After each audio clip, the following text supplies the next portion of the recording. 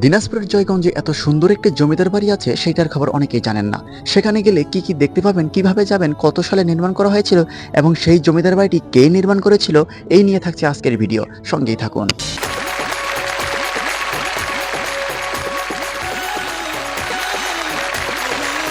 দিনাজপুর জেলার খানসামা উপজেলার ১ নং আলোকঝাড়ি ইউনিয়নের পাশেই জয়গঞ্জ নামক গ্রামে একটি প্রাচীন জমিদার বাড়ি রয়েছে।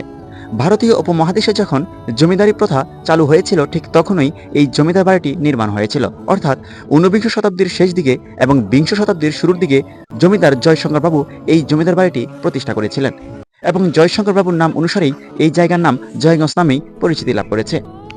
এই জমিদার বাড়িটি কয়েকটি নামে স্থানীয়ভাবে পরিচিতি হয়েছে, যেমন খানসামা জমিদার বাড়ি, জয়শঙ্করের জমিদার বাড়ি এবং জয়শঙ্কর বাবুর জমিদার বাড়ি নামেও পরিচিত হয়েছে।